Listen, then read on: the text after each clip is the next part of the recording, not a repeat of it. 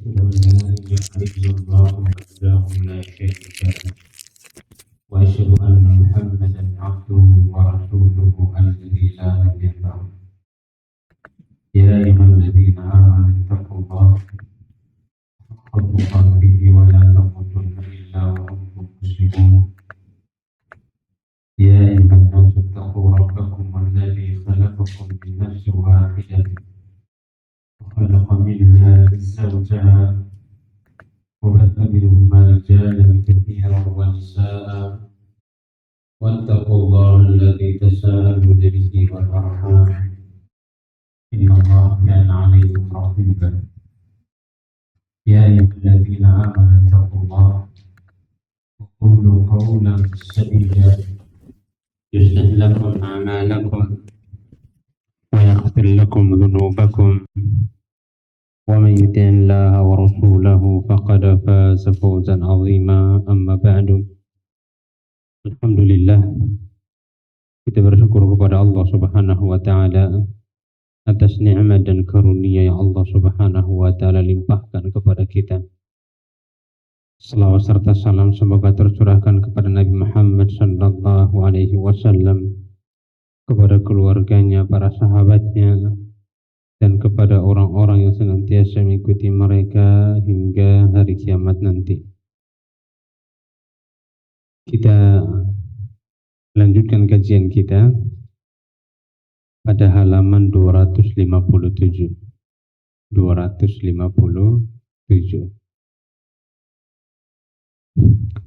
Penulis akan membahas terkait dengan taubat nasuha. Taubat nasuha. Apa yang dimaksud dengan taubat nasuha akan dijelaskan dalam buku ini. Beliau mengatakan, Allah Subhanahu wa taala berfirman, Ya ayyuhalladzina amanu tubu ilallahi taubatan nasuha. Asa rabbukum ayyukaffir ankum sayyi'atikum wa yudkhilakum jannatin tajri min tahtiha al-anhar. Tatkala membahas taubat nasuha, beliau menukil firman Allah Subhanahu wa taala dalam surat At-Tahrim ayat 8. Ayat ke-8. Yang mana Allah Subhanahu wa taala mengatakan, Ya ayyuhalladzina amanu tubu ilallahi taubatan nasuha. Wahai orang-orang yang beriman, bertaubatlah kalian kepada Allah Subhanahu wa taala dengan taubat nasuha. Asa rabbukum ayyukaffir ankum sayyi'atikum. Mudah-mudahan Rabb kamu akan menghapus kesalahan-kesalahanmu.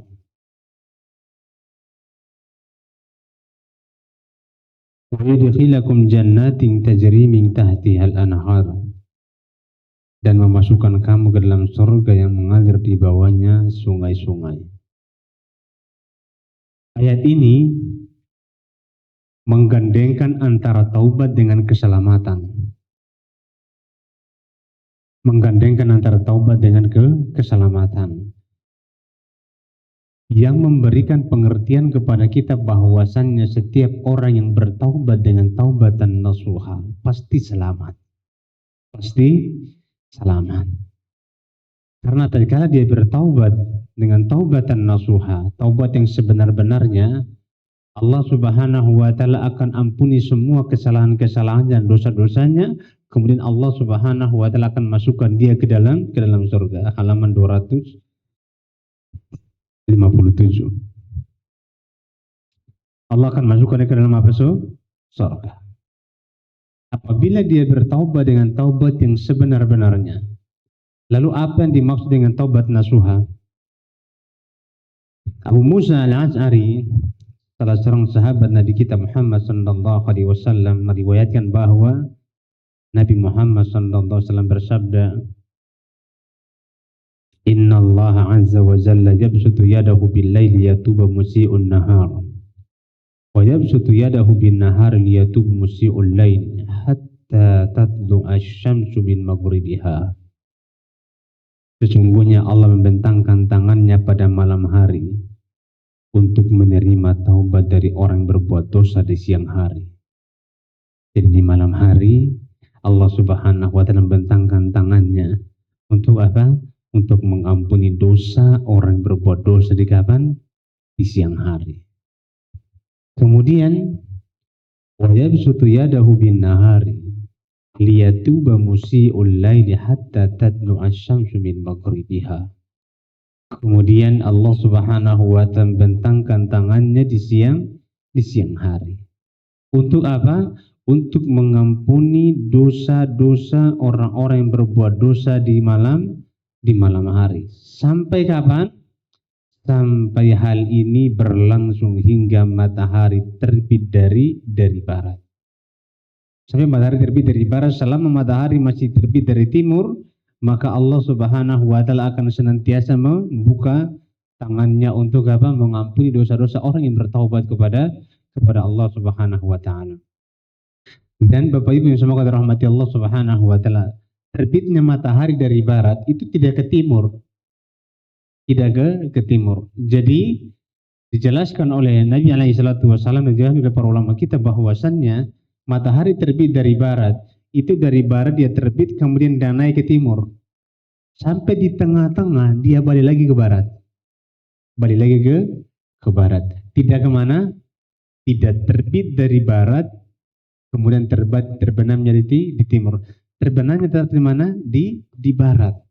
Karena dari barat dia terbit, kemudian sampai ke di tengah-tengah, dia balik lagi ke barat. Ketika matahari telah terbit dari barat, maka semua pintu taubat telah ditutup oleh Allah Subhanahu wa taala. Akan ditutup oleh Allah Subhanahu wa taala dan Allah tidak akan buka kembali sehingga orang menemukan hari kiamat la syiraru. Nah, seburuk-buruk manusia adalah yang menemukan hari kiamat. Rasulullah mengatakan syirarun nas man adrakahumus sa'at wa hum ahya. Seburuk-buruknya manusia adalah orang yang hari kiamat menemui mereka sementara mereka masih hidup. Mereka masih hidup. Dan subhanallah ketika matahari terbit dari barat kemudian terbenam di barat lagi kembali, itu orang-orang menyaksikan.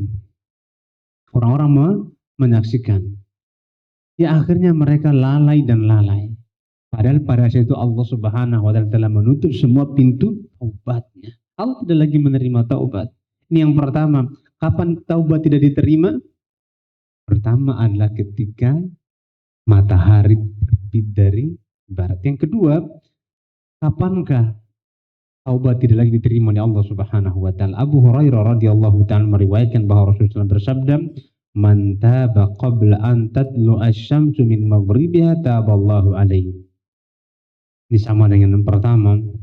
Dan Nabi juga bersabda, "Innallaha yaqbalu taubatal 'abdi ma lam yughargir." Sesungguhnya Allah senantiasa menerima taubat seorang hamba sebelum yughargir. Sebelum apa? Sebelum sakaratul maut. Sebelum nyawanya sampai ke kerongkongan. Ketika nyawa sudah sampai ke kerongkongan, maka tidak ada lagi pintu taubat. Sehingga taubat itu ditutup kapan? Pada dua kondisi. Pertama adalah ketika matahari telah terbit dari barat, dan yang kedua ketika nyawa telah sampai ke kerongkongan. Karena disitulah ada penyesalan tertentu bagi orang-orang yang berbuat dosa. Ketika apa? Ketika nyawa telah sampai di kerongkongan. Oleh karenanya, Allah Subhanahu wa taala dan Rasulullah senantiasa menganjurkan kita untuk memperbanyak taubat. Kapan? Kapan saja kita bertobat. Makanya di antara anjurannya adalah memperbanyak istighfar kepada Allah Subhanahu wa taala. Karena kita tidak tahu dan bahkan terkadang kita tidak sadar kita beristighfar kepada Allah Subhanahu wa taala, di saat itulah doa kita dikabulkan oleh Allah Subhanahu wa taala. Di saat itu Allah Subhanahu wa taala mengabulkan doa kita. Dan istighfar ini keuntungan yang sangat banyak, dan ini sudah kita bahas. Dan di antara keuntungan istighfar apa? Lancarnya rezeki seseorang. Lancarnya rezeki seseorang. Saya punya kawan. Dia sudah nikah beberapa lama, belum punya anak. Maka subhanallah, waktu saya ketemu beliau, agak galau wajahnya. Saya bilang sama beliau, kok agak galau mukamu? Iya Ustaz, sampai sekarang saya belum punya anak. Sementara antum sudah punya anak. Karena memang terkadang orang galau kalau dia nggak punya apa? Anak, apalagi sudah 5 tahun menikah, 6 tahun menikah, belum punya anak, itu galau. Galaunya luar biasa. Maka saya katakan sama dia, waktu itu, saya bilang, kalau saya ajarkan kamu satu amalan, kamu kerjakan nggak? Saya kerjakan katanya, insya Allah. Karena kalau saya ajarkan kamu kerjakan percuma, saya bilang. Insya Allah saya kerjakan. Kalau kamu kerjakan, saya ajarkan. Maka saya katakan sama beliau, nanti pulang ke rumah. Pulang ke rumah. Bilang sama istri antum, istighfar pagi 100 kali. Antum 100 kali, istri 100 kali. Kemudian sore juga sama 100 kali, juga 100 kali.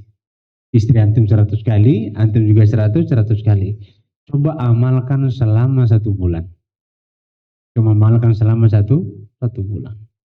Subhanallah, dia pun diamalkannya. Selama 1 bulan dia beristighfar bersama istrinya. Wallahu alam apakah 100 atau bahkan mungkin lebih dari 100. Yang jelas dia melakukan itu karena dia pengen punya apa? Punya anak keturunan. Maka dia beristighfar kepada Allah Subhanahu wa ta'ala, istighfar subhanallah. Sebulan kemudian dia datang. Sebulan kemudian dia datang. Dengan wajah yang sangat sumringah dia mengatakan, Ustaz, alhamdulillah istri saya sudah hamil. Berapa lama berarti? Cuma 30 hari. Maka bagi bapak-bapak, ibu-ibu yang sudah lama menikah, kemudian belum punya anak, salah satunya adalah dengan istighfar. Selain istighfar adalah doa kepada Allah Subhanahu wa ta'ala. Ya, doa kepada Allah, dan diantaranya juga bertobat kepada Allah Subhanahu wa ta'ala. Inna Allah yaqbalu taubatal abdi ma lam yughargir. Sesungguhnya Allah Subhanahu wa ta'ala senantiasa menerima taubat seorang hamba selama nyawanya belum sampai ke kerongkongan. Dan telah kita kisahkan kisahnya siapa? Fir'aun. Tatkala walaupun kisah ini dikritis oleh banyak para ulama, bahkan sebagian ulama mengatakan ini kisah yang palsu, tapi kita mengambil hikmah dan ibrah dari kisah Fir'aun. Ketika Fir'aun tenggelam ke laut merah, ditenggelamkan oleh siapa? Allah Subhanahu wa ta'ala. Tatkala Allah Subhanahu wa ta'ala mengatakan kepada Musa, fadrib bi asakal bahr, pukullah tongkatmu ke lautan. Yang mana pada saat itu sebelumnya Allah memerintahkan Musa dan kaumnya berlari terlebih dahulu. Bawa apa? Bawa kambing mereka dan bawa harta mereka. Mereka berlari sampai terusnya. Ketika sudah sampai di depan lautan dan Fir'aun telah berada di belakang mereka. Kiri kanan mereka adalah apa? Gunung. Maka apa kata kaumnya Nabi Musa? Inna lamudrakun. Wahai Musa, capek-capek kami ikuti kamu lari, akhirnya kami juga harus ketangkap sama Fir'aun. Maka apa kata Nabi Musa alaihi salam? Pada saat itu Bani Israel menghitung dengan matematika mereka. Dengan prediksi siapa? Akal-akal manusia. Namun Nabi Musa meresponnya dengan cara yang lain. Apa kata Nabi Musa? Kalla. Ya, beliau mengatakan apa? Ketika kaumnya mengatakan inna lamudrakun. Apa kata Nabi Musa alaihi salam? Kalla inna ya rabbi sayahdin. Tidak. Sekali-kali tidak. Sesungguhnya Allah bersama aku dan Allah akan memberikan petunjuk kepadaku. Ternyata di waktu malam Allah Subhanahu wa ta'ala telah mengatakan kepada lautan, wahai lautan, besok aku akan perintahkan Musa untuk memukulmu dengan tongkatnya. Maka apabila Musa memukulmu dengan tongkatmu, terbelahlah engkau menjadi 12 jalan. Maka tatkala Musa mengatakan hal tersebut, Allah perintahkan kepada Musa, fadrib bi'asakal bahr, pukulkanlah tongkatmu ke lautan. Dan Musa nggak tahu apa yang terjadi ketika dia pukul tongkatnya ke lautan. Dan dia pukul tongkatnya ke lautan dengan perintah siapa? Perintah Allah Subhanahu wa ta'ala. Maka terbelah lautan itu menjadi 12 belahan. 12 belahan. Kenapa 12? Karena jumlah Bani Israel ada 12 kabilah. Jadi masing-masing kabilah melewati jalur. Jadi ternyata Disebutkan oleh Ibnu Katsir dalam tafsirnya tidak satu belahan saja, tapi 12 pecahan. 12 apa? 12 gulungan, gelombang yang sangat besar, maka mereka masuk ke dalam. Masuk ke dalam. Sampai mereka menyeberangi lautan. Kemudian Fir'aun dan bala tentaranya masuk, maka lautan itu menutupi mereka. Maka disebutkan dalam hadis tersebut, Fir'aun memanggil Nabi Musa sebanyak 70 kali. Namun apa? Nabi Musa tidak mendengar semua panggilannya Fir'aun. Nabi Musa tidak mendengar panggilannya Fir'aun. Ya, apa kata Allah Subhanahu wa taala? Ya Musa, nadaka Fir'aun 70 marrah falam tasma. Wahai Musa, sesungguhnya Fir'aun memanggilmu sebanyak 70 kali namun kamu tidak mendengarnya. Apa kata Allah Subhanahu wa taala? Lau nadani marratan wahida lawajadni qaribun mujib. Kalau seandainya Fir'aun memanggil aku satu kali saja, maka tentunya dia akan mendapatiku maha mendengar, mengabulkan doa. Dan ketika dia tenggelam, ketika Fir'aun tenggelam, apa yang dikatakan? Dia mengatakan apa? Hari ini saya yakin bahwasannya hanya tiada Tuhan selain Allah Subhanahu wa taala. Tapi apakah pengakuan itu diterima oleh Allah Subhanahu wa taala? Tidak diterima. Kenapa? Karena nyawanya sudah sampai di kerongkongan baru dia mengakui bahwasannya Tuhan semata-mata adalah Allah, maka Allah tidak mengampuni dosanya. Dan Allah tidak menerima taubatnya, dan Allah juga tidak menerima keyakinannya. Kenapa? Karena telah sampai ke kerongkongan baru dia bertobat kepada Allah Subhanahu wa taala. Maka Allah tidak terima. Allah tidak menerima dosanya, dan Allah tidak menerima taubatnya. Oleh karenanya taubat akan diterima oleh Allah Subhanahu wa taala dan tidak akan diterima oleh Allah Subhanahu wa taala apabila telah terjadi dua hal. Yang pertama apa? Yang pertama apabila matahari telah terbit dari barat. Saya ulangi penjelasannya ya Bapak Ibu. Jadi matahari terbit dari barat, biasanya kita dengar adalah matahari terbit dari barat dan terbenam di timur. Hilang itu ya.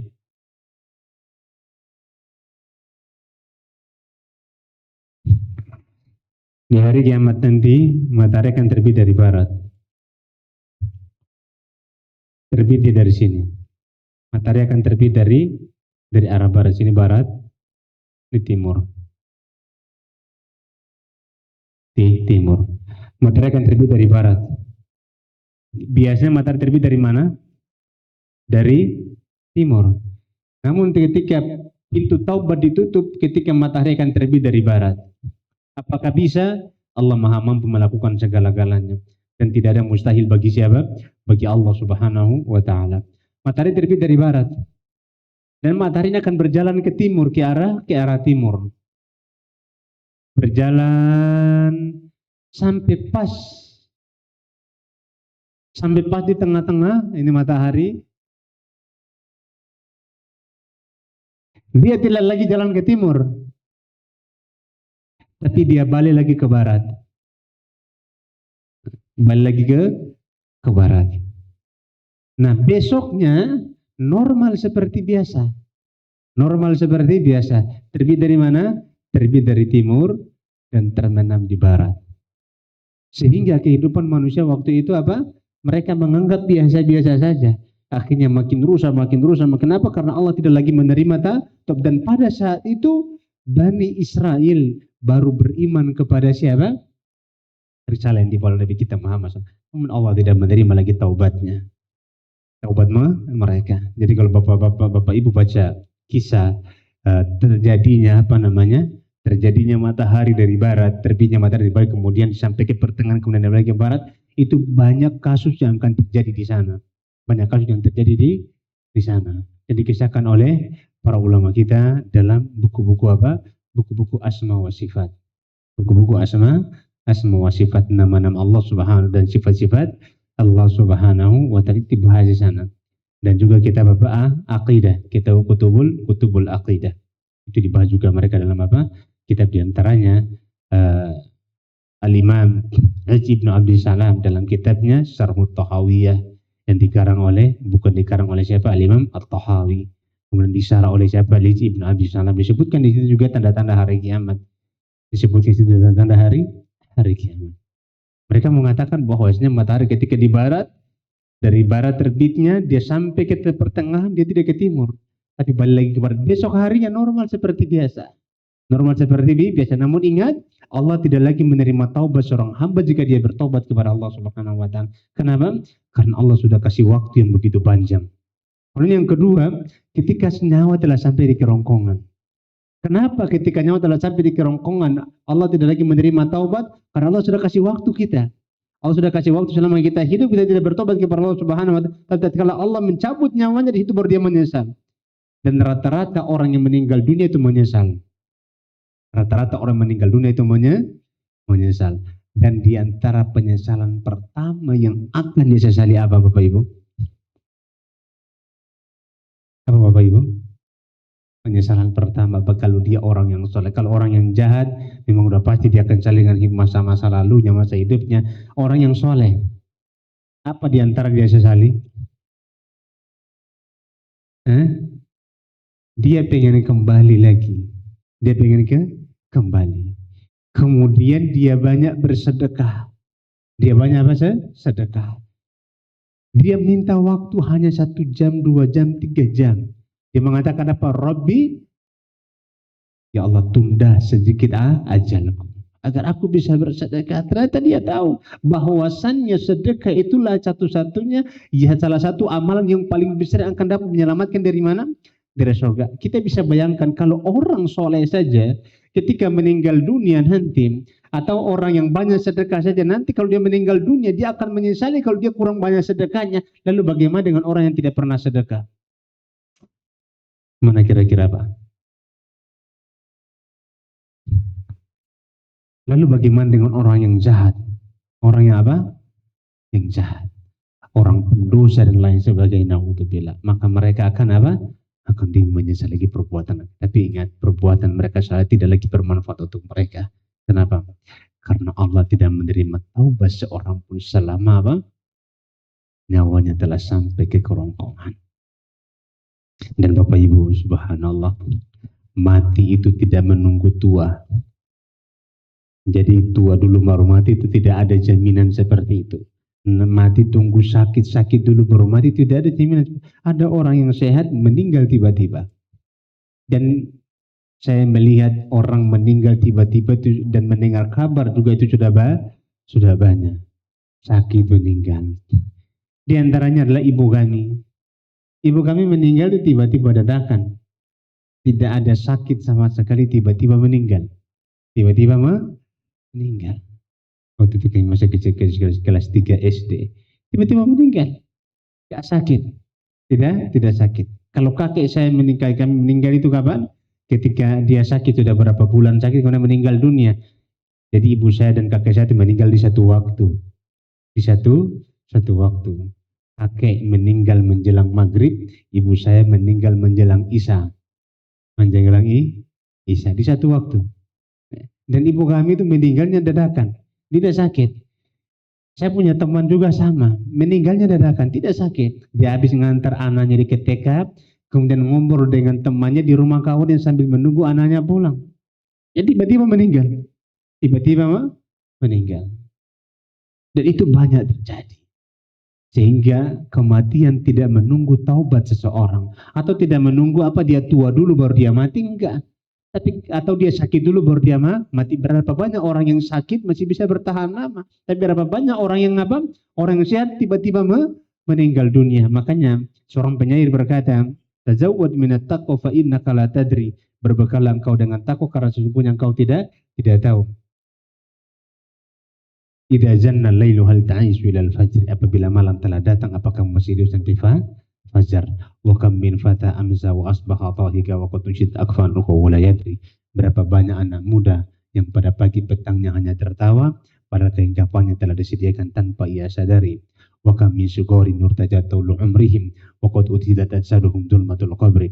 Berapa banyak anak-anak kecil diharapkan kedua orang tuanya berumur panjang, tapi sayang 1000 sayang jasadnya dimasukkan ke dalam yang lahat yang gelap. Wa kam min saqimin asa tawla min ad-dahri. Berapa banyak orang yang sakit masih bisa bertahan lama. Wa kam min sahihin mata min ghairi illatin. Berapa banyak orang yang sakit, orang yang sehat mati tanpa sebab. Berapa banyak orang sakit mati tanpa apa? Sebab. Dan kita melihat banyak orang yang meninggal tiba-tiba. Maka kunci satu-satunya adalah hendaklah kita memperbanyak taubat kepada Allah Subhanahu wa taala. Memperbanyak taubat kepada Allah Subhanahu wa taala. Kemudian beliau mengatakan, Al-Imam Ibnu Qayyim Al-Jauziyah rahimahullahu taala mengatakan kemurnian dalam bertaubat meliputi tiga hal. Kemurnian dalam bertaubat meliputi tiga hal. Taubat dikatakan taubat nasuha apabila meliputi tiga hal. Sebelum kita baca perkataan beliau, kita baca perkataan Al-Hasan Al-Basri rahimahullahu ta'ala. Al-Hasan Al-Basri menuturkan, taubat yang murni ialah seorang hamba harus menyesali perbuatan dosanya yang telah lalu, sembari bertekad untuk tidak mengulanginya kembali. Sembari bertekad untuk tidak mengulanginya kembali. Al-Kalbi berkata, taubat yang murni ialah seorang hamba harus memohon ampun dengan lisan, menyesali dengan hati, dan menahan dengan anggota tubuh. Ya, di sini beliau menjelaskan lebih rinci. Kita jelaskan satu-satu. Yang pertama, beliau mengatakan taubat yang murni atau taubat nasuha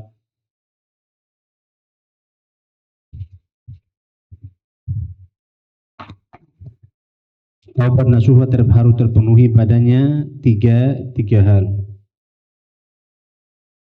Taubat yang nasuha atau taubat yang murni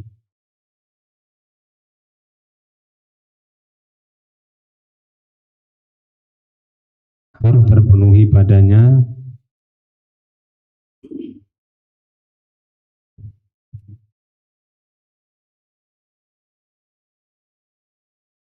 tiga hal.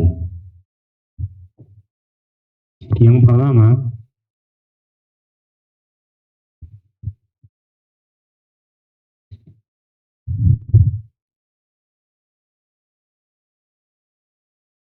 memohon ampun kepada Allah dengan lisan.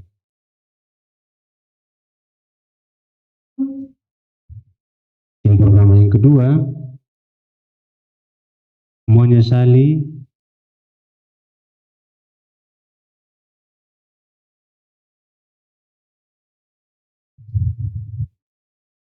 dengan hati.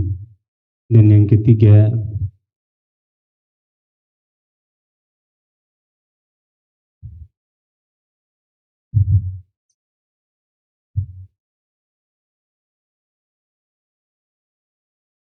bertekad untuk tidak mengulanginya. Untuk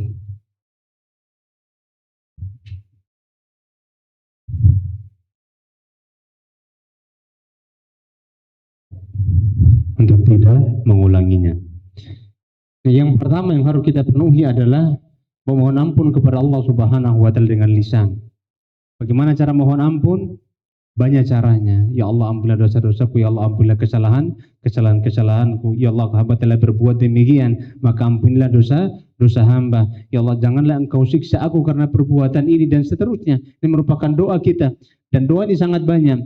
Yang kedua, menyesal dengan hati. Penyesalan itu tidak dikatakan dengan apa? Dengan lisan. Penyesalan itu harus dalam hati. Kenapa?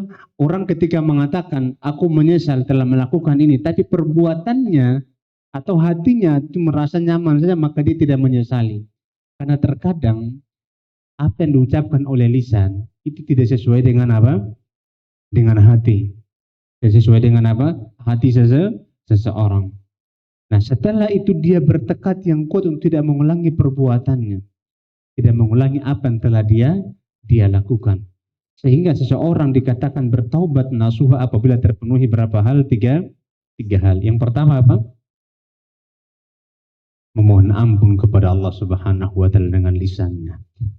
Memohon ampun kepada Allah Subhanahu wa taala dengan lisannya. Makanya ketika Nabi Adam alaihi salam memakan buah khuldi. Memakan buah apa? Buah khuldi. Setelah dirayu oleh iblis, dan iblis itu pintar merayunya, merayunya. Bagaimana merayunya? Dia bilang sama Adam, wahai Adam, kamu mau nggak kekal dalam surga? Kamu mau nggak kekal dalam surga? Kalau kau mau kekal dalam surga, kamu makan pohon ini. Kalau kamu makan pohon ini, pasti kamu kekal dalam surga. Dan dia juga merayu kepada Adam, kamu dilarang makan pohon ini karena agar kamu tidak kekal dalam surga. Ada pintarnya siapa? Iblis. Maka apa kata Allah Subhanahu wa taala? Fa'akala minha fabadat lahuma sawatuhuma, dalam surat Al-A'raf. Maka mereka berdua memakan buah tersebut, maka tiba-tiba terlepaslah pakaian mereka. Kemudian mereka menutupi aurat mereka dengan apa? Syajaratil jannah, apa, pohon-pohon surga. Pohon-pohon apa surga ditutupi. Maka apa yang dikatakan oleh Nabi Adam alaihi salam, Rabbana zalamna anfusana. Wahai Tuhan kami, sesungguhnya kami telah menzalimi diri kami sendiri. Fa illam taghfir lana wa tarhamna, jika engkau tidak mengampuni kami dan tidak mengasihani kami, lanakunanna minal khasirin, tentunya kami akan termasuk orang yang rugi. Para ulama kita mengatakan tipu muslihat setan itu sangat luar biasa. Iblis menggoda kita itu dengan cara yang sangat luar biasa. Kenapa? Karena iblis itu merupakan satu-satunya makhluk yang sudah punya banyak pengalaman. Jadi kalau ditanya iblis ada berapa? Iblis cuman satu. Iblis cuman satu. Setan yang banyak. Setan yang banyak. Yang panjang umurnya itu siapa? Iblis. Dan dari zaman Adam sampai sekarang dia nggak mati, itu namanya iblis. Tapi kalau tentaranya itu namanya apa? Setan. Setan itu banyak, tapi iblis cuman satu. Dan dia punya pengalaman yang sangat luar biasa. Makanya dia menggoda manusia juga sangat luar biasa. Salah satu contoh cara menggodanya manusia adalah dia akan mengatakan, sudah berbuat aja, nanti kan kamu taubat. Tuhanmu maha penerima taubat. Betul atau tidak? Betul atau tidak? Nanti kan bertobat. Allah maha pengampun. Allah maha pengampun. Dia ingatkan kita dengan ayat, cobalah kamu ingat ini ayatnya. Ya yuhalla kul li ibadiyalladzina asrafu. Kita diingatkan oleh ayat. Siapa? Ini si iblis menipu manusia. Maka jangan pernah tertipu dengan tipu muslihatnya iblis. Sama dengan orang yang apa? Yang kemarin telah kita jelaskan, kalau kita ingin menghafal Al-Quran, misalnya satu hari satu ayat, bapak-bapak pengen hafal satu hari satu ayat misalnya. Apa yang pengen dihafal, misalnya pengen dihafal adalah surat atau juz 30. Dari Ramadan kemarin sampai Ramadan akan datang, kita berusaha untuk hafal satu juz Al-Quran, juz 30. Bagaimana caranya? Hafal satu hari satu ayat. Berarti selama 30 hari hafal berapa ayat bapak-bapak? 30 ayat. Surat An-Naba ada berapa ayat? 40 ayat. Berarti butuh 40 hari untuk hafal surat An-Naba. Nah, biasanya kalau satu hari hafal, nanti berarti satu minggu berapa? 7 ayat. Setan itu pintar menggoda agar kita tidak menghafal. Bagaimana caranya? Ketika bapak-bapak atau ibu-ibu hafal satu ayat alhamdulillah, misalnya amma yatasaalun, hafalnya mudah. Besoknya anin naba'il azim juga mudah. Terus mudah sampai ayat ke-10 nanti setan itu datang. Setan datang. Tambahlah lagi 2 ayat. Masa cuma 1 ayat? 1 ayat itu ringan. Tambah lagi 1 ayat. Betul atau tidak? Ini cara setan ini. Cara setan menggoda Bapak Ibu. Maka jangan pernah ditambah. Jangan pernah ditambah. Kalau bapak-bapak nambah, nah setan mulai berhasil aku goda dia ini. Disuruh satu hari satu ayat, dia malah nambah dua, jadi dua ayat. Akhirnya apa? Ini setan belum mulai apa? Mulai berhasil. Hafalah dua ayat per hari, dua ayat per hari, dua ayat per hari. Akhirnya apa? Akhirnya begitu sudah juz 30, juz An-Naba sudah dihafal, merojaahnya luar biasa. Susahnya minta ampun. Sudah dihafal sampai ayat ke-10, ayat 5-nya lupa. Sudah dihafal sampai ayat ke-12, ayat 6-nya lupa. Sudah dihafal sampai ayat ke-30, ayat 1 sampai 10-nya lupa. Kenapa? Karena setan sudah berhasil menggoda bapak-bapak. Jadi kalau hafal satu hari aja satu hari aja terus satu hari jangan pernah ditambah. Karena setan itu pandai. Setan itu pandai. Apabila konsentrasi satu hari satu ayat itu berjalan terus, maka dia akan datang dengan jalan yang kedua. Datang dengan jalan yang kedua. Kalau yang pertama itu disuruh tambah, kalau yang sekarang disuruh tunda. Disuruh tunda, bagaimana caranya? Biasanya menghafal habis subuh. Habis subuh sampai jam 6 baru beraktivitas. Nah, dia akan datang pada satu saat nanti dia suruh tunda. Sudahlah, bentar lagi baru hafal. Kan satu ayat itu mudah. Satu ayat itu mudah. Jam berapa nanti? Jam 6 aja baru kamu hafal. Akhirnya apa? Akhirnya habis subuh nggak hafal. Kenapa? Karena mulai muncul meremehkan. Mulai muncul meremehkan. Kan ayatnya gampang ini. Nanti jam 6 baru saya hafal. Begitu jam 6 mau dihafal, istri nyuruh, bang, belanja, aku mau masak. Akhirnya apa? Nggak jadi dihafal. Akhirnya dalam hati saya nanti habis belanja saya hafal. Begitu habis belanja baru pulang ke rumah, datang tamu ke rumah. Atau datang telepon ke kawan. Bang, aku mau berkunjung ke rumah. Ayo datanglah kita ngobrol, ada kopi nih, ada ngopi. Akhirnya satu hari itu tidak hafal satu ayat. Besok lagi. Nah, seperti itulah setan menggoda manusia. Demikian juga setan menggoda manusia untuk apa? Bermaksiat kepada Allah Subhanahu wa ta'ala. Makanya bapak-bapak, kalau untuk yang mau hafal juz 30 selama 1 tahun bisa sebenarnya. Bisa atau tidak? Bisa atau tidak? Ibu-ibu bisa? Bapak-bapak bisa? Saya mau, ada hadiah nggak Pak Irfian? Saya mau kasih hadiah ini. Ada hadiah, Johan? Buku, nggak apa-apa lah buku. Siapa di antara bapak-bapak yang sudah hafal juz 30, angkat tangan.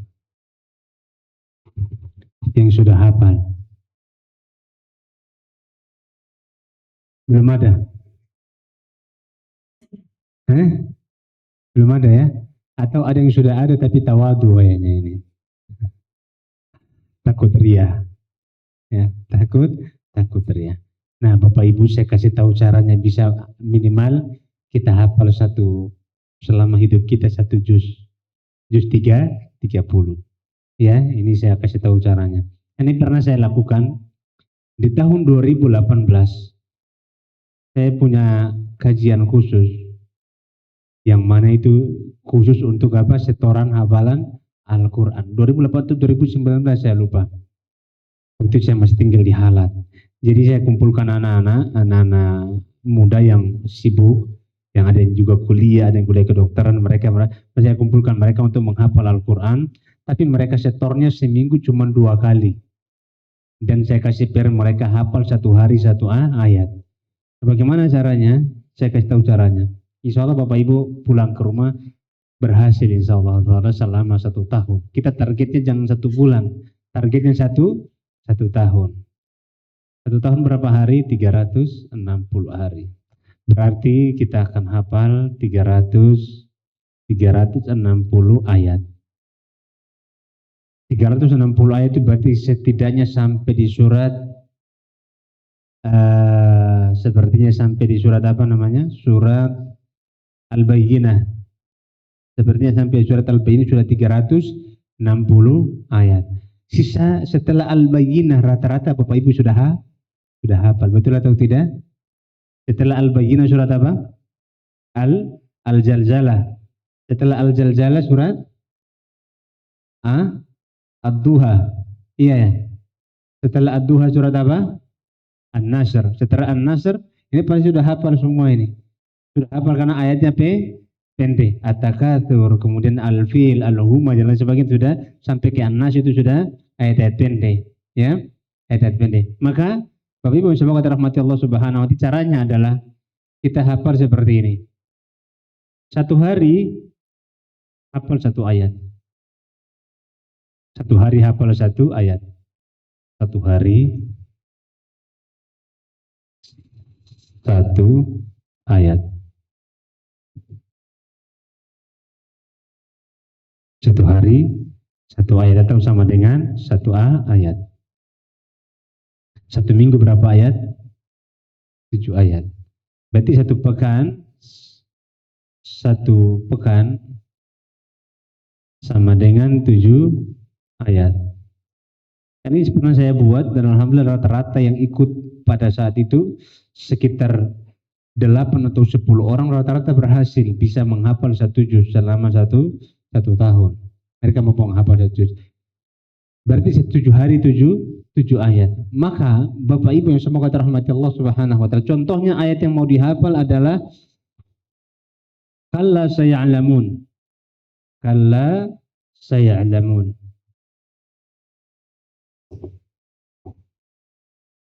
Contohnya ayat mau dihafal adalah kalla saya'lamun amma yatasaalun an nabiyyin azim. Kemudian yang mau dihafal adalah kalla saya'lamun misalnya. Nah, kalla saya'lamun yang mau dihafal ini Bapak Ibu, seharusnya nanti sebelum tidur, yang kedua, sebelum tidur, kalla saya'lamun ini dibaca sebanyak 20 kali.